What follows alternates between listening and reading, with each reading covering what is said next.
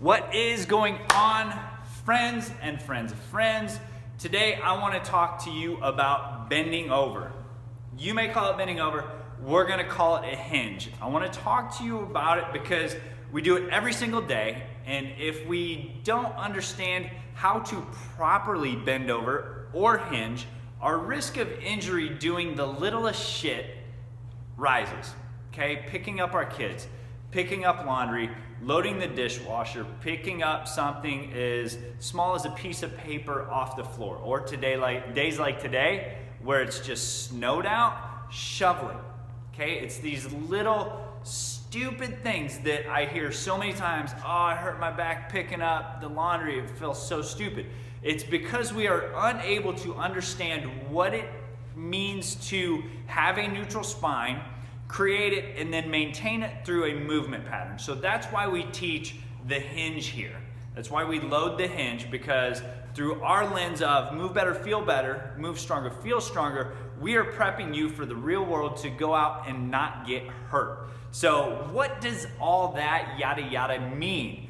Well, a hinge is this simultaneous breaking of our knees and our hips as we fold forward or bend over. And what we see a lot when we bring people in and we start teaching the hinge is this excessive flexion or rounding in the spine, or some people might like to keep their head up and then they get into this big extension in our spine, and that's what we don't want. We don't want to get a lot of flexing or rounding. We don't want to get a lot of extending or that caving in look. It's about being able to understand how to maintain the natural curvature of our spine. So one way, probably my favorite way to start this progression in teaching, is through this variation I'm about to show you. So move with me, thank you, here we go.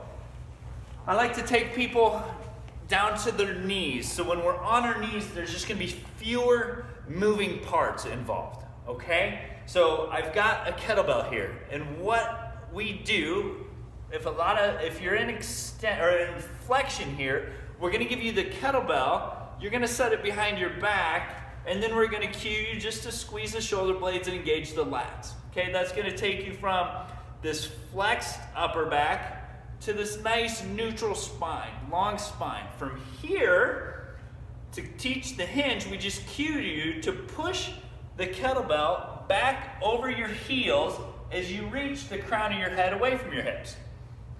That cue of finding length in your spine allows you to understand what it means to maintain and create this neutral spine. So the next variation would simply be to have you stand and follow the same hinge. So we're up nice and tall, shoulder blades are squeezed, and then it's that same breaking or hinging in the hips. So those are the two progressions that we start with as we begin to teach you how to understand how to maintain, create, and maintain a neutral spine through your hinge, or as you call it, bending over, so that your risk of injury when you do things like pick up laundry or shovel snow does not go up. So if you have any questions, feel free to reach out. That's what we've got for you today. Thank you for all 3 minutes and 55 seconds of your time. I appreciate it. Talk to you later.